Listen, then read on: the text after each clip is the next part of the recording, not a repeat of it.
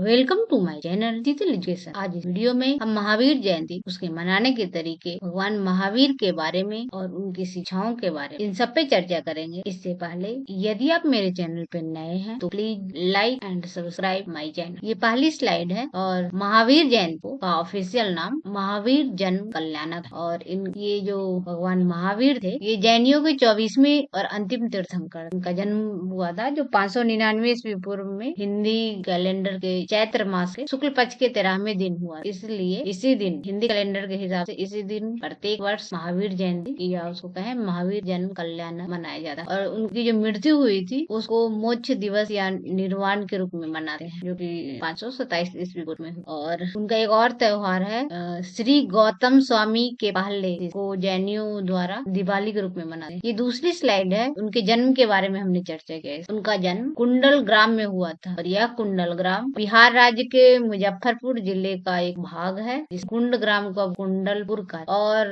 कुंड ग्राम और बज्जी संघ उस समय 6ठी शताब्दी में पूरा भारत वर्ष है जो कई संघ में बटा हुआ था, इसमें 16 जनपद जिसको बोलते हैं, उसमें बज्जी संघ भी है। तो बज्जी संघ में ही एक कुंड ग्राम था और बज्जी संघ की राजधानी वैशाली थी। और बज्जी संघ की एक बड़ी विशेषता है कि 6ठी शताब्दी में वहाँ पे लोकतांत्रिक व्यवस्था थी। वहाँ के राजा का चुनाव वोटिंग से होता था। भगवान महावीर का जन्म कुंड ग्राम के इक्ष्वाकु वंश में हुआ था। उनके माता त्रिशला और पिता सिद्धार्थ, उनके पुत्र के रूप में इनका जन्म। और इनके जन्म से संबंधित कई सारे दंत कथाएं प्रचलित, जिसमें आप दाहिनी तरफ की तस्वीर देख सकते हैं। इसमें उनके जन्मोत्सव को दिखाया है। और ये नीचे है जो दंत कथाओं में जो चीजें आई है उसके बारे में दिखाया गया है। जैनियों में प्रचलित दंत कथा के अनुसार रानी त्रिशला को बहुत शुभ सपने आया करते। उन सब शुभ सपनों में वो रानी त्रिशला और जितने सारे तीर्थंकर हुए हैं उन सबकी माताएं जो सपने देखती थी, उनमें ये 16 कई चीजें हैं जो आता था, जिसे माना जाता था कि किसी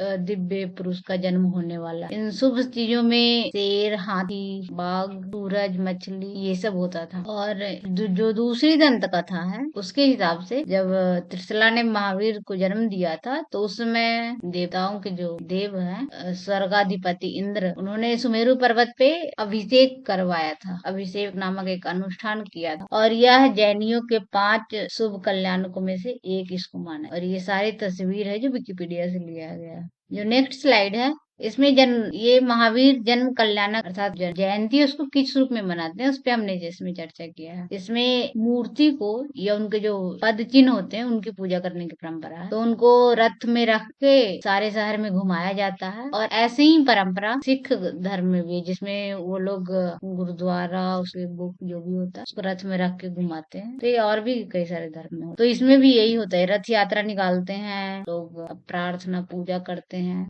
इनकी खास विशेषता मनाने की है कि ये अत्यंत विनम्रता और सादगी से मनाते हैं, जो कि इस त्योहार को खास बनाता है। इस अवसर पे लोग जो जैन लोग हैं पूजा प्रार्थना करने के लिए कुछ लोग व्रत भी करते हैं, मंदिरों में जमा होते हैं। वहाँ पे जो जैन भिक्षु हैं उनके द्वारा, और जो नन होती है, नन का मतलब होता है जो अनमैरिड जैन भिक्षुनी हुई उसको नन कहते हैं, उन सब के द्वारा व्याख्यान का आयोजन किया जाता है। और जैन की जो शिक्षाएं हैं वो सबको सुनाई जाती है, सबको याद दिलाया जाता है कि भगवान महावीर ने अंतिम चीजें क्या बोली, उसको सबको अपने जीवन में उसको धारण करना है ताकि हर किसी को मोक्ष की प्राप्ति हो। और ये तीसरी तस्वीर, ये जो नीचे की तस्वीर है, ये राजस्थान का दिलवाड़ा मंदिर है जो कि जैनियों का बहुत भव्य मंदिर है। ये इसका प्रार्थना हॉल। भगवान महावीर से संबंधित कई सारे और तथ्य हैं, जिसमें एक है कि 30 वर्ष की आयु में उन्होंने आध्यात्मिक ज्ञान की खोज हेतु गृह त्याग किया और कठोर तपस्या के द्वारा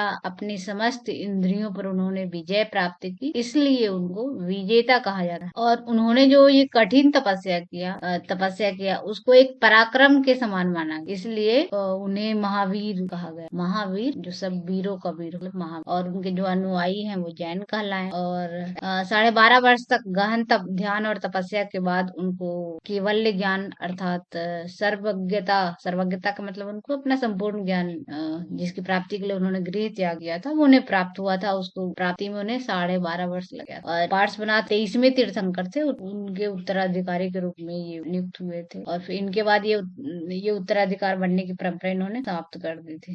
जैनियों द्वारा जो भी पूजा जाएगा वो जो तीर्थंकर 24 हुए उनके शिक्षाओं को ही आगे बढ़ाया। इनके जन्म के समय उस राज्य में, मतलब ये कुंडग्राम में पैदा हुए, वहाँ पे उस साल बहुत ज्यादा धन्य धान्य की वृद्धि हुई, इसलिए इनको वर्धमान भी कहा जाता है, वर्धमान महावीर। दिल्ली में इनके नाम पर मतलब सफदरजंग हॉस्पिटल का एक बिल्डिंग का नाम ही है वर्धमान हॉस्पिटल।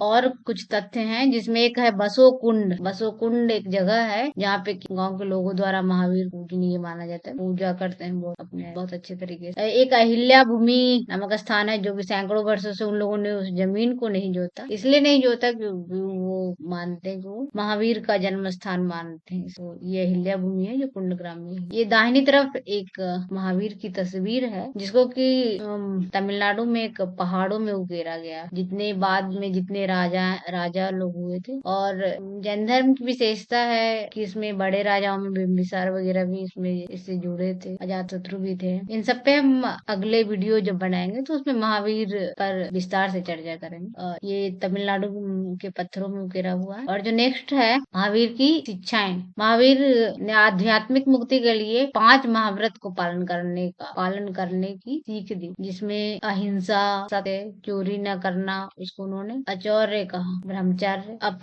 परिग्रह, अनासक्ति मतलब किसी चीज से बहुत ज्यादा लगाव नहीं हो, चाहे वो संबंधों में हो, चाहे वो धान्य से हो, चीजों से हो, क्योंकि अंत में जब हमारी मृत्यु होगी तो वो कोई भी चीज हमारे साथ नहीं जाएगा। इनका भी यही मानना है कि हमारी आत्मा ही केवल हमारे साथ जाएगी। तो हम अपनी आत्मा की मुक्ति के लिए जो भी कर सकते हैं वो करें और हमें करना चाहिए। तो इसका मतलब अनासक्ति का मतलब वही, जिंदगी जीने के लिए तो हमें हर चीज चाहिए, पैसे चाहिए, गाड़ी चाहिए, घर चाहिए, पर उन चीजों से उनमें अनासक्ति नहीं होनी है। ये है तो सब है, नहीं है तो ऐसा कुछ नहीं। और उनकी शिक्षा में एक अनेकांतवाद है। अनेकांतवाद का मतलब होता है वो पक्षी वास्तविकता। इसका मतलब है कि किसी भी चीज को देखने का एक तरीका नहीं है, एक चीज को देखने के कई पहलू हो सकते हैं। मतलब अगर धर्म में जो होता है ना, कहते हैं रूढ़िवादिता, उस टाइप की चीज नहीं है। अगर जैसे जैन धर्म में भी अब लोग कई तरीके से मनाने लगे हैं। जैसे जो पुराने लोग हैं वो तो उनके यहाँ लहसुन प्याज भी नहीं खाया जाता है, लेकिन जो उनके नेक्स्ट पीढ़ी के बच्चे हैं, जो यंग जनरेशन के, वे जैसे लहसुन प्याज जैसे खाना, क्योंकि उनके यहाँ वर्ज्य माना जाता है, वो बाहर जाते हैं तो वो खाते हैं, क्योंकि उसके बिना फिर उन्हें मुश्किल हो जाएगा कहीं जाना आना, कहीं कॉन्फ्रेंस में जाना, कहीं कुछ करना। तो इसलिए वो एडजस्टेबल हो गए हैं। जो पुराने जैन है वो मच्छर भी नहीं मारेंगे, क्योंकि वो जीव हत्या उनके यहाँ पाप माना जाता है। क्योंकि जो नए पीढ़ी के लोग हैं वो कई सारी चीजें हैं, इसमें एक